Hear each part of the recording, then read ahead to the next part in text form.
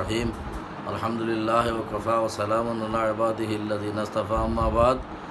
ইন্নামাল মুমিনুনা ইখওয়াতুন ক্বালা রাসূলুল্লাহ সাল্লাল্লাহু আলাইহি ওয়াসাল্লাম আল মুসলিমু মিল্লাতুন ওয়াহিদা ওয়াল কুফরু মিল্লাতুন ওয়াহিদা। সম্মানিত দেশবাসী, আপনারা নিশ্চয়ই অবগত আছেন ইসরায়েল ও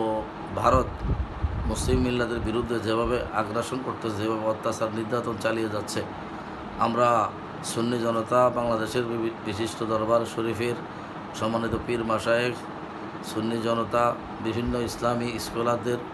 ঐক্যবদ্ধ প্রচেষ্টা ইনশাআল্লাহ আমরা ইসরায়েল ও ভারতের মুসলিম আগ্রাসনের বিরুদ্ধে সোহরাওয়ার্দী উদ্যানের পরিবর্তে আমরা সরকারের পক্ষ থেকে ঢাকার ঐতিহ্যবাহী ঢাকা সায়েদাবাদ বিভাগ খেলার মাঠে ইনশাআল্লাহ আমরা আমাদের এই সমাবেশ, বিশাল মহাসমাবেশ আমরা